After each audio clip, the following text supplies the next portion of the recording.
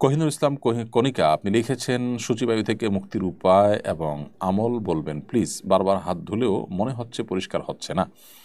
আহ, বোন কোহিনুর, সূচিবায়ুর এই রোগ থেকে মুক্তি লাভের জন্য দরকার কোনো একজন সাইকিয়াট্রিস্টের শরণাপন্ন হওয়া।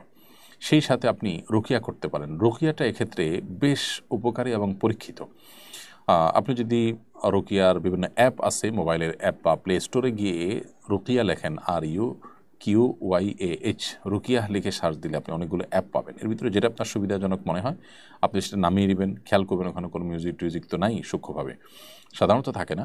তো আপনি নামিয়ে এসে রুকিয়া শুনবেন। বিশেষ করে ওয়াসওয়াসার রুকিয়া আলাদা আছে। আপনি যদি রুকিয়া ফর ওয়াসওয়াসা লেখেন অথবা সূচিবায়ুর রুকিয়া লেখেন, তাহলে আপনি অনেক কিছু পাবেন সোশ্যাল মিডিয়াতে, অনলাইনে।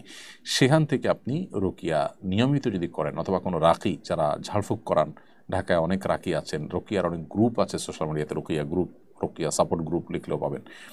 তাদের মাধ্যমে, সে রাকিদের মাধ্যমে আপনি রুকিয়া করাটা ইনশাআল্লাহ নিলে উপকার পাবেন। কারণ এটি রুকিয়ার যে মাধ্যমে আপনার সূচিবায়ুর ব্যাপারটা ভালো হওয়া, এটা আমার জীবনে বেশ অনেকগুলো ঘটনা আমার সামনে আছে। অর্থাৎ ভালো হওয়াটা এটা পরীক্ষিত।